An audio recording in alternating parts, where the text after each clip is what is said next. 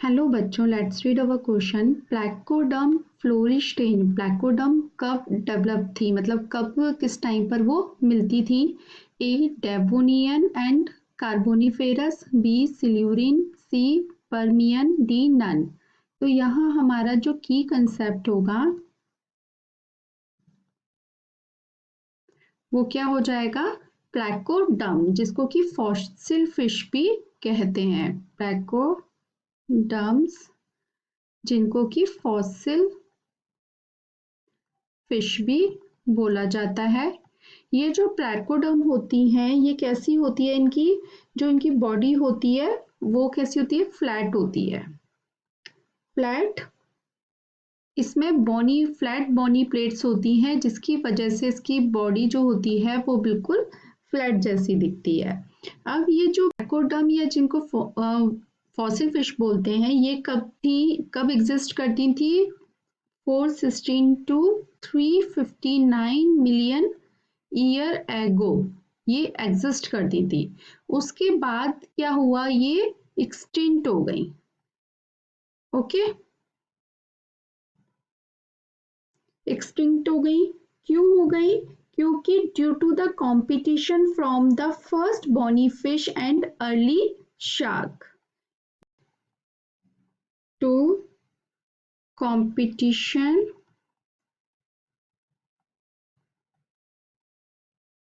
from the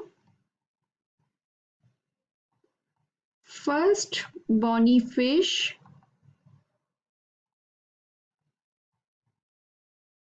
and early sharks, जिसकी वजह से ये एक्सटिंक्ट हो गई। ठीक है, यानी कि डिसअपियर्स हो गई। अब हम बात करें, ये जो ऑप्शंस दिए गए हैं सिल्यूरिन, पर्मियन, डेवोनियन, ये एक टाइम पीरियड है। ठीक है, तो फर्स्ट जो हमारा ए ऑप्शन दिया गया है वो है Devonian. Devonian and Carboniferous. Devonian and Carboniferous. तो ये जो डेवोनियन पीरियड था ये इसमें मोर डोमिनेंट थी, मतलब इस टाइम पर ये प्लैकोडर्म थी जो डोमिनेंट थी। ये टाइम भी जो 416 से 359 मिलियन ईयर एगो का ही है। ठीक है, और कार्बोनिफेरस इसके बाद थोड़े से बाद का टाइम है, जिसमें कि सिर्फ 2 स्पीशीज जो थी इसकी वो रह गई थी, यानी कि 2 स्पीशीज ही रह गई थी परसिस्टेड। ठीक है, इसके बाद आता है आपका सिल्यू। तो हमारा जो आंसर हो जाएगा वो क्या हो जाएगा? Option A Devonian and Carboniferous. उसके बाद आता है आपका ऑप्शन बी सिल्यूरिन।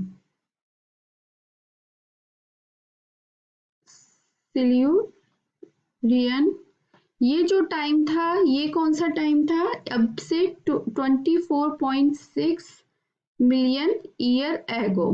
तो इसमें नहीं हुआ था, तो हमारा ये ऑप्शन क्या हो गया? गलत हो गया। सी है पर्मियन। पर्मियन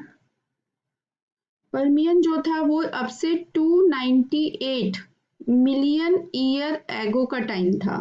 ठीक है, और 298 से 242 मिलियन ईयर एगो का टाइम था पर्मियन। तो पर्मियन में भी नहीं थी ये उससे पहले थी, यानी कि 416 से 359 मिलियन ईयर एगो तक ये थी। तो सी भी नहीं होगा, डी भी नहीं होगा। तो हमारा जो आंसर बनेगा वो बनेगा option A Devonian and Carboniferous. I hope आपको ये आंसर समझ में आया होगा। Thank you so much, all the best.